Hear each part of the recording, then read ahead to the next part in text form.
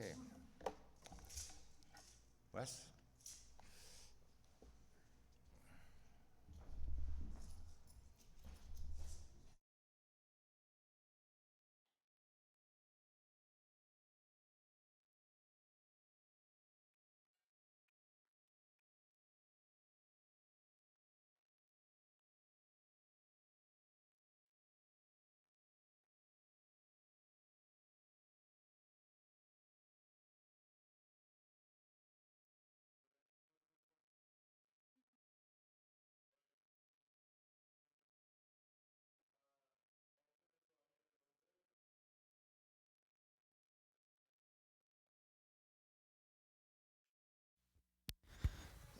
Okay. I think are we on now? Okay. All right. So today, as you can see, I call it Joseph's Treasure. But before we get into it, no, I didn't uh, plan it out to work this way with Joachim doing the reading today because as you, those of us who were there, we talked about this couple months ago. It just worked out that God wanted me to be teaching today the same day as Joachima was doing her reading. So it's an honor and a blessing for me to have my daughter be able to read on the same day. And to be quite honest, I think she did better than I did.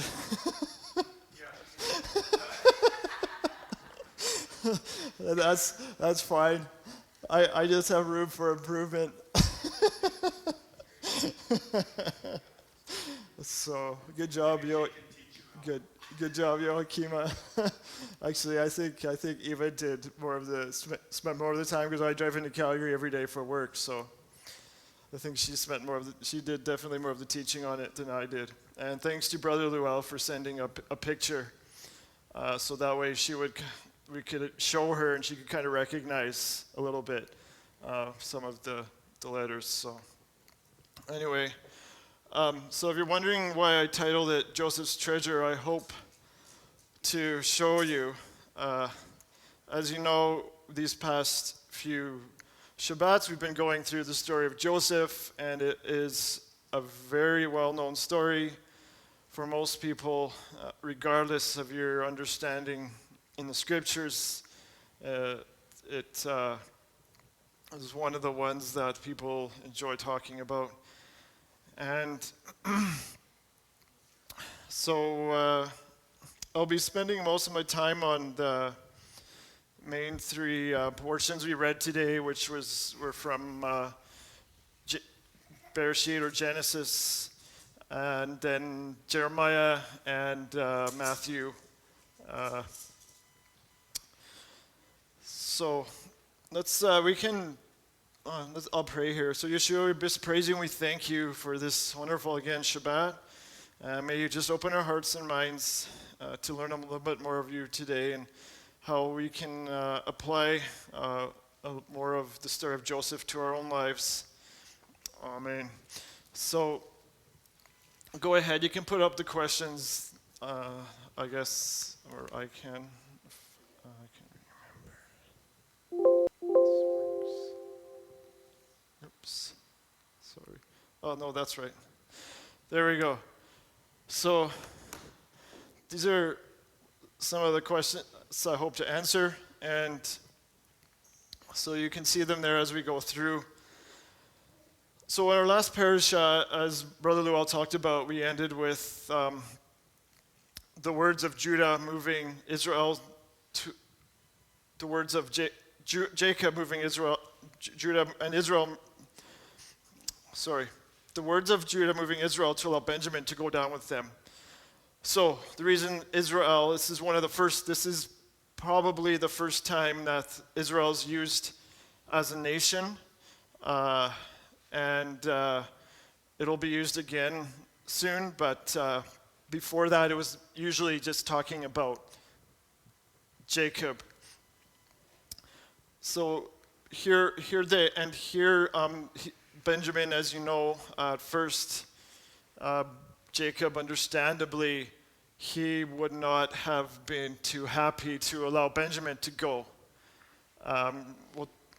And you'll see why I'm spending a little bit more time on him as we go on. But because Benjamin was the youngest, and Joseph, as far as Jacob was concerned, was dead and gone. His brothers did a very good job of keeping the truth from them, from their father, and they also did a good job of deceiving themselves. Because when you deceive another, you are deceiving yourself more than you're deceiving another person, because eventually that other person can figure out what's really going on. So,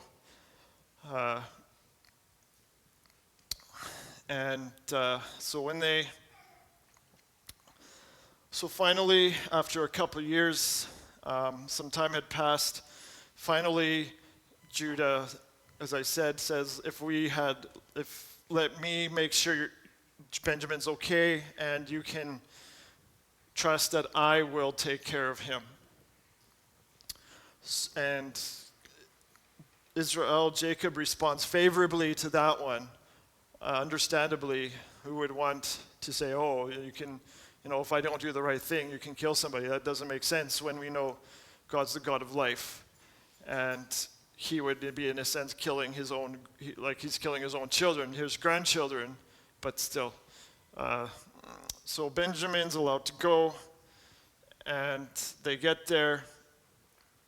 So they're entering the house of Joseph. And at this point, now, of course, they're wondering in their minds, if we can think about it, what would be going on? You're being invited into this man's house, and he has, as far as you know, most of the authority over in this country. You would probably be a bit concerned as well. You'd be wondering, why am I just came here to get food. Why am I being invited into his house? I don't know him. I don't have anything to do with him. I want my food. I want to go back to the land of Canaan. What's going on? What did I do? What's he trying to accuse me of?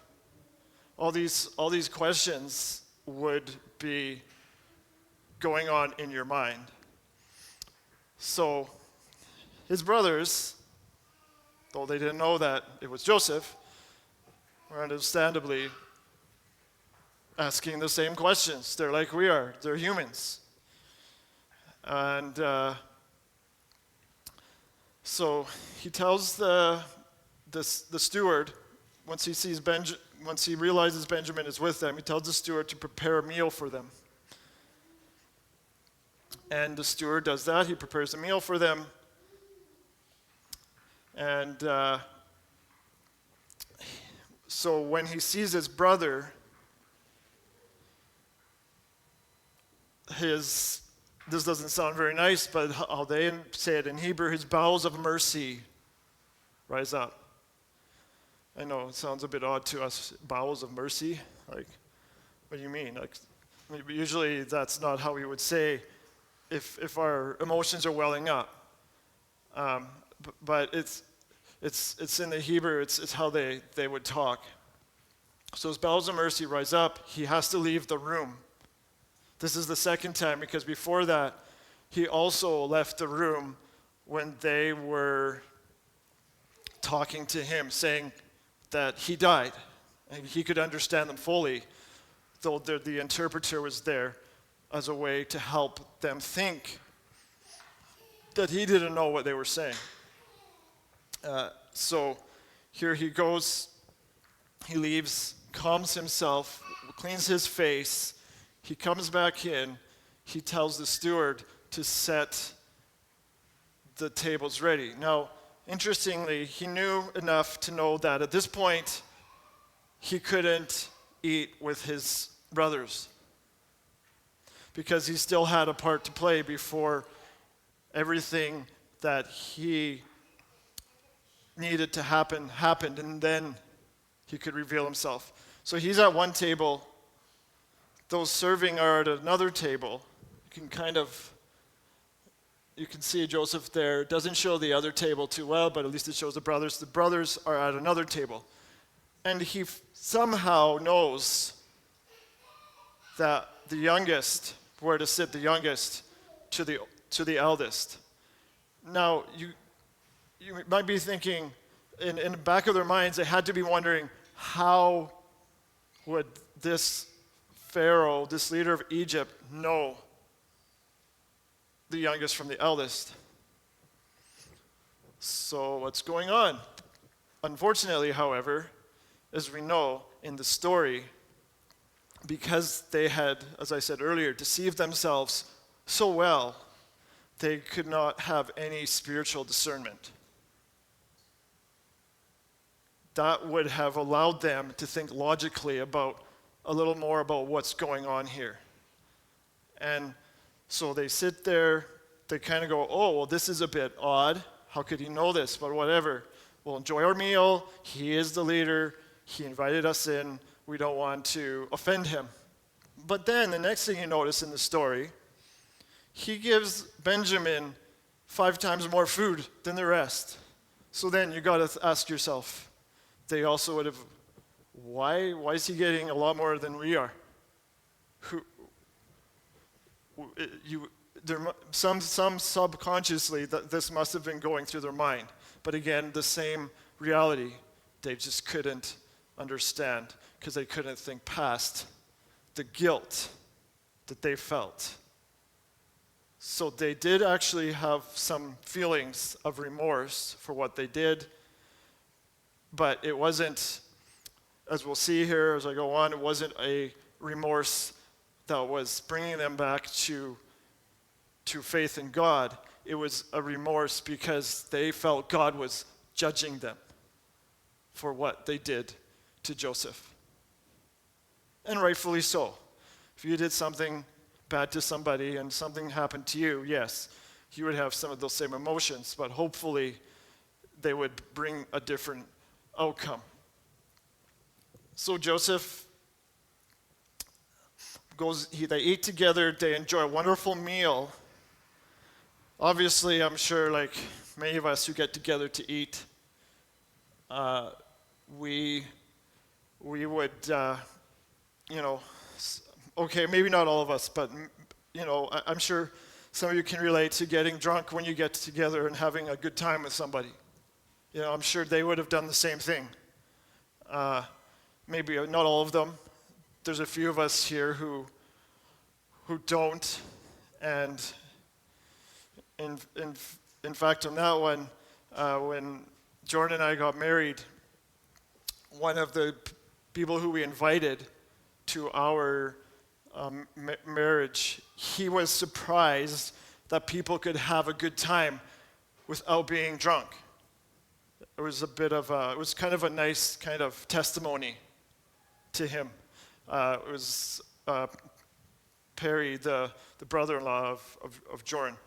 He's like most people, you have to drink a lot to have a good time. So we know that's not always the case. So here, then, shortly after that, sometime very early, because this, obviously we know this started in the afternoon. The steward was told earlier to prepare it. He prepares it. Joseph joins them at noon. They eat. Then they would have had, a long time to eat because, as you know, in the Hebrew culture, I don't know if the Egyptian culture is the same, but you don't. It's not like you're in a rush. You're enjoying each other's fellowship. You're discussing. You're whatever. You're having a good time. And then they probably slept a few hours, and then they got up early because it was time for them to go home back to the land of Canaan. So Joseph has the sacks prepared again with everything that they brought for Joseph. Of course, they didn't know that again, so they're on their way. They didn't also know that Joseph had placed the silver cup in the sack of Benjamin. Why again? We reading ourselves from this point of view go, well, that's odd. Why would he pick Benjamin if Benjamin wasn't related to him or something didn't happen? So Benjamin gets the silver cup. They go on their way out. They're about to leave the city. Joseph says, go to them and stop them and tell them, how could you steal my silver cup? Well, they didn't know the silver cup was there. How can Joseph accuse them of stealing? What's wrong with him? Some people might say he's a bit odd. He's a bit bipolar, because one minute he seems concerned, like he's crying for his brother. The next minute, he's planting silver cups in the sack of his youngest brother to say that they committed a sin that they didn't actually commit. But anyhow, so why is he doing that? Like the next question, why is he doing that? So I think we'll find that out as we go along too. So he's, because as we go along there, we see that they had changed their motivation. With Joseph, they didn't care about him at all. With Benjamin, they showed, and we see at the end, they showed he cared very much, because when they found the sack in Benjamin's brother, not a single one of them said, oh, it's Benjamin's fault. We'll leave him. Let's all go back to our father. They all packed their donkeys back again, got on their donkeys, went back to the city to be with their brother, because they were already told that whoever the sack of that has the silver cup in it is free to go. Oh, sorry, he has to stay. The rest of you are free to go. So essentially, Benjamin would have been the slave for life. Or that's what they thought at the time. They didn't. They go back. I want to talk about next week. Whoever gets to teach on this next week, he can talk a little bit about what happened, how that gets shown. But we can see that Joseph, through all of this, his actions, why he chose them was because he was testing to see if they had really changed, as you see the next question as well. So that's why he's choosing his actions the way he is. He's saying, have you really become different than when you sold me as a slave? And then eventually I get sold to Pharaoh and I end up in jail and so on. So how much do you care about your brother? Are you going to throw him out like you did me? From what we can tell so far, it seems like they're not going to do that. So,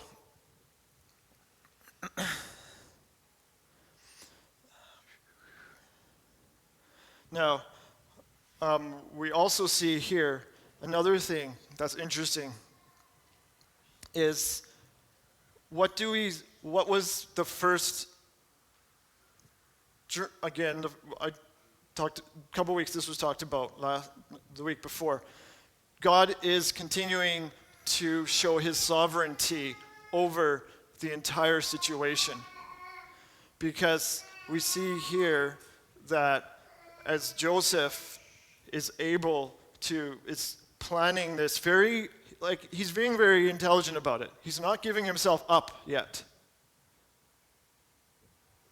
And he's bringing in what Elohim, God, had told him before, that they would bow to him. Now, he also knew that they all had to bow to him. So it wasn't enough that just the brothers were there. Jacob, Israel, his father, had to be there too. So we see that even though, Joseph wasn't always at the time thinking, okay, God, he was just acting like a good ruler and someone who's really trying to bring his whole family back would be, if he knows he's bringing them from another place. You want everyone to be there. You got to create a way that everyone is going to show up. So the sovereignty of God is showing itself because of Joseph's decisions.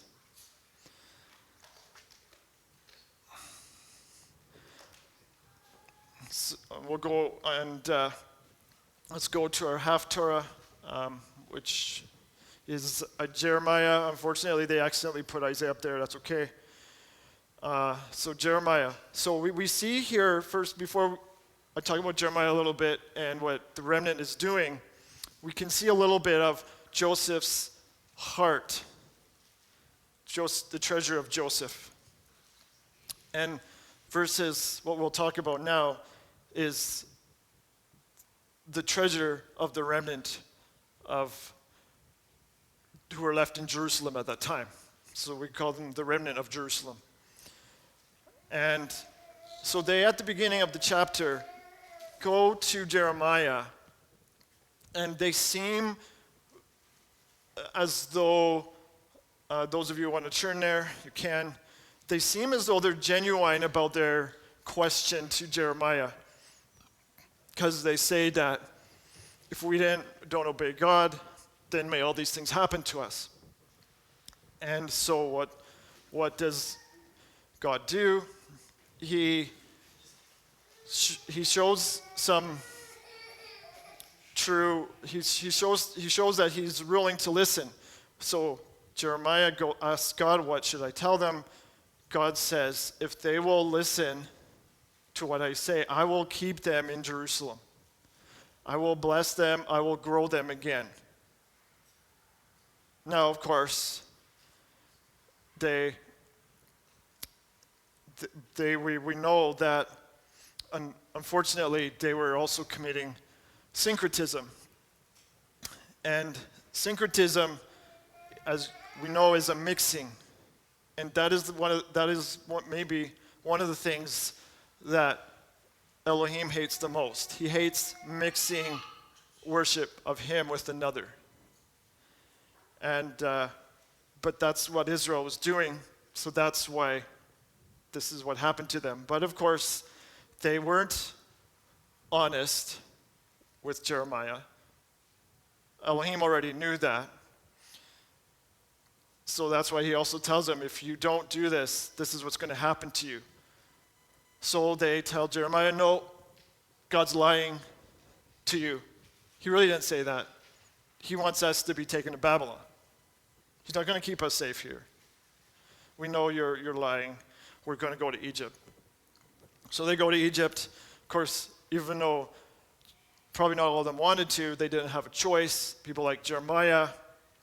So Jeremiah, we know, goes with them, because one of the places that's talked about in there, in Jeremiah chapter, this parasha, is Taphanes, where Elohim shows Jeremiah, this is what's going to happen now to Egypt, because the remnant in Jerusalem disobeyed me. So unfortunately, even though now Egypt is going to get taken over at this point because Israel was disobedient. You could say the Jews were disobedient. And so what happens is the famine comes. God says, I'm going to deal with you in the way that you thought you were going to keep me from dealing with you. I had decided at this point I was going to treat you better, but you didn't listen, so you left. So now I'm going to send the famine. I'm going to send the sword. I'm going to destroy you. I'm going to destroy Egypt, all their gods. Okay, their gods probably need to be destroyed anyways, but that might not have happened at that point if Israel listens. So they go, sure enough, they get destroyed. They're not allowed to go back to Jerusalem again. And they didn't have the blessings, because even if you see there in our parasha there, it says that, the Haftarah, it says that God was going to bring back the remnant from from Babylon. So he might have brought them back earlier if they had been willing to listen. like I say, he might have, based on what we're reading there. So they got destroyed. So their treasure was not really in who the creator of Israel was, their creator. Their treasure was in themselves. Their treasure is like, I know better. I'm going to do it my way. Jeremiah, you're wrong. God didn't tell you that. He's not being honest with us. So they didn't have the same treasure as Joseph. And as Joseph, and we'll see a little more of this, he obviously pointed more towards Messiah than Israel, who was supposed to point to Messiah, but they didn't. They chose to point to themselves and believe that they knew better. Now, and it's interesting in our apostolic writing, the first part of that, I chose to do the whole chapter, talk about a little bit, because I really do believe that it kind of fits what the idea of the treasure and where your faith is. I'm just going to turn there. Because even at the beginning there, where he talks about so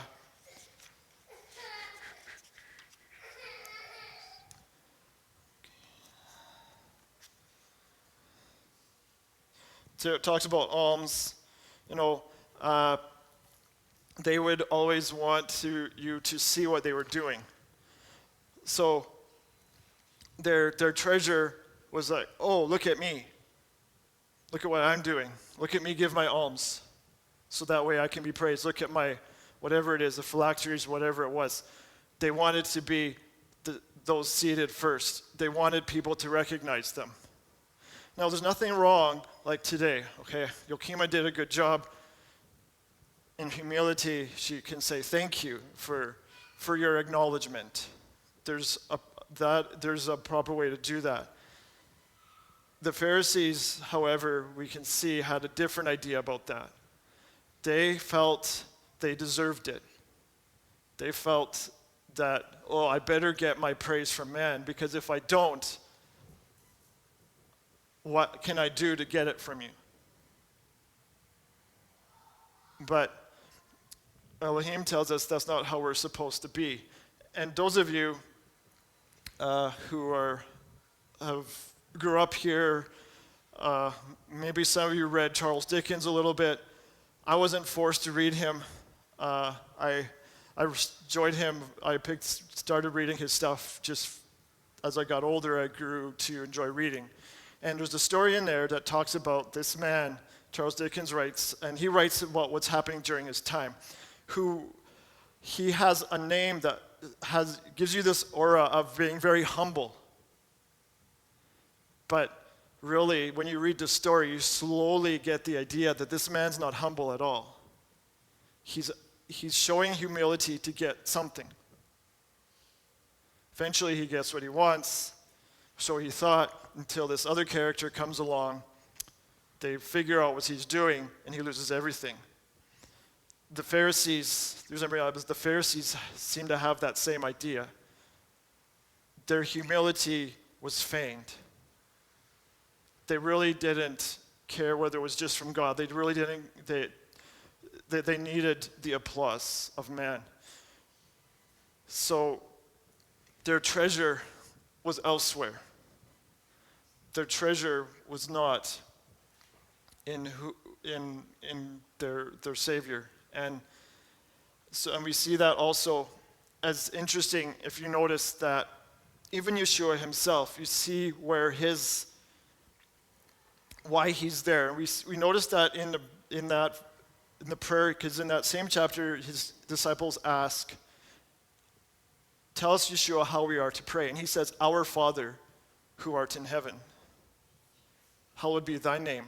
He doesn't say, and I think sometimes I know we read that, but I think I'm wanting to talk about it now a little bit, because we do see this idea wherever possible, Yeshua does not lift himself. He's always trying to lift his Father. And we know, though, that there are times where, the Father being God Elohim, where Yeshua does put himself on par. And he says things that kind of put himself together. And the Pharisees clearly got that.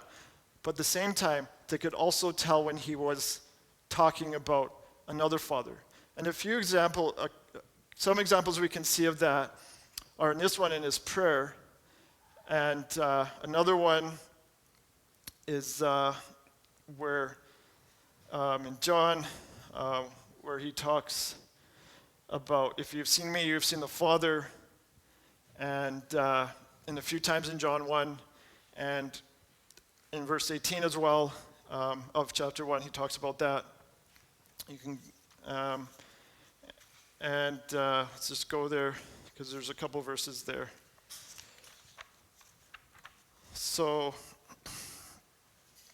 in the beginning, and if you, no man is seen Elohim. So this is John writing about Yeshua, sorry. So John's writing about Yeshua. No man has seen Elohim at any time. The only begotten Son, which is in the bosom of the Father, he hath declared him. So I believe that the best rendering is actually Elohim, and it's we have a hard time with that, because how can Yeshua put himself there when it's also at the same time says you can't see the Father and live? But I'll just say this quick. We know that whenever Yeshua was acting, he's always acting on behalf of the Father. Now we know the Father can send, other angels. He doesn't have to use Yeshua to do it all the time, and we know that's the case. But we need to see sometimes he does send his Son, and we see here that John does say that he saw the Father, and he obviously would have understood those passages very well that talked about where you can't see the Father and live. Maybe he didn't have the same understanding as some of the Pharisees or Paul, but he knew enough. So we also see here, the other one I wanted to mention is in where he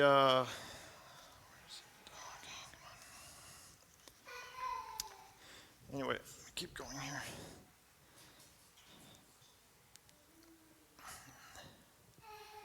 So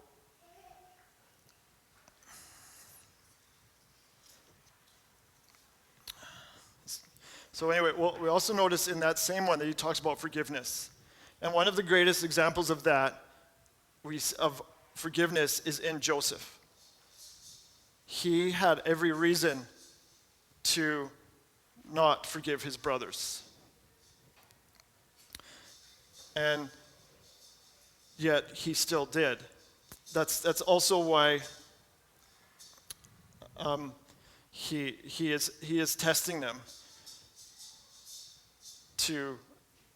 so that way he can bring them all back, because he had truly forgiven them. It wasn't, and we know that it says forgive our debts as we forgive our debtors, and it talks about that in that how to pray, and that what that's saying is, and the end of that it also says how if we don't forgive people their sins, then the Father won't forgive us our sins. So now that's not a works-based forgiveness. It's not saying, okay, if I forgive you, you have to forgive me, and okay, God, you have to forgive me too. We already know that he has forgiven us. But at the same time, when a sin does happen that we're sinned against, we still need to be willing to forgive that person and have that same forgiveness shown to us. So we see it here that true humility is one that can also become a trap. And we don't want that humility to become a trap. So we need to forgive with the right motive. And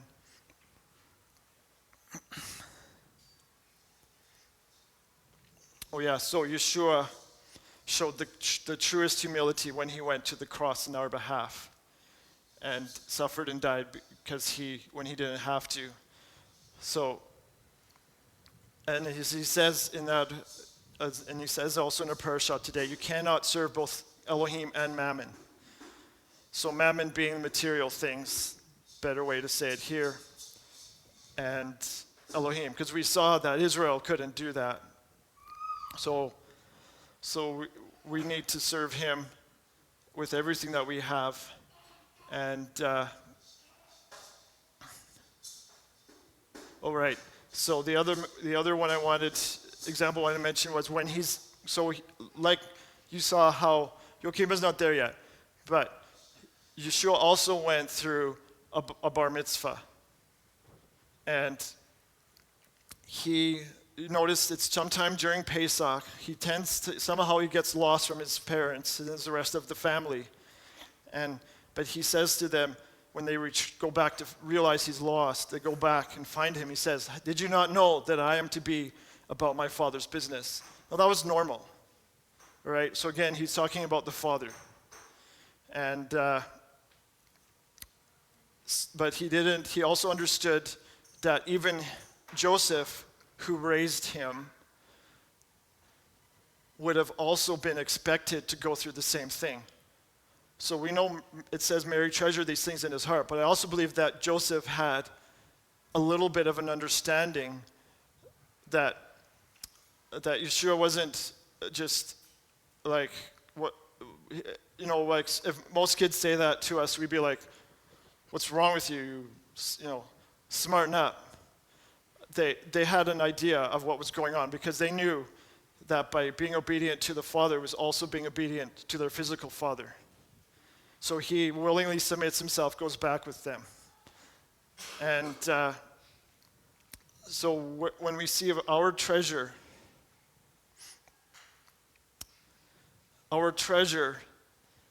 like Joseph, and even as we see should be to the Messiah, and we know that the Messiah points us to the Father. And so I'll just read this here.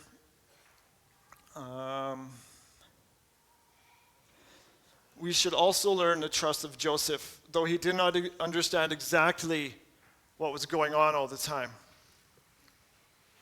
He still trusted enough versus the remnant of Jerusalem that knew what was to happen to them if they disobeyed. But they were also given what would happen if they obeyed. They still disobeyed. And Yeshua, who knew he would end up going to the cross, to the execution stake one day,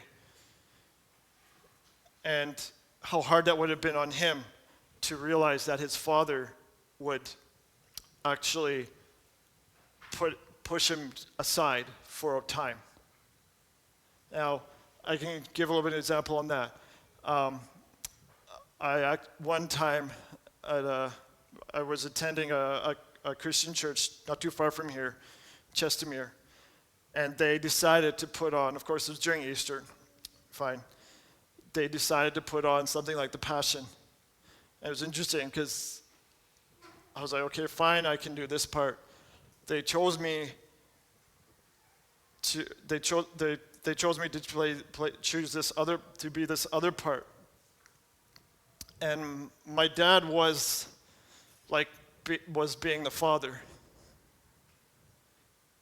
So it's kind of weird to kind of see for myself, experience a little bit. Of course, I can't imagine how much more it would have been for Yeshua and his father, because they're eternal. Your eternal father is saying, no, I have nothing to do with you at this point. And and allowing you to be killed, allowing him to be killed and all that. So in my case, yes, it's nothing, but just it's interesting for me to kind of at that point, even going through this again, to kind of think about that again, and the roles that we ended up playing. My dad was also playing one of the Pharisees, so that was kind of that idea there.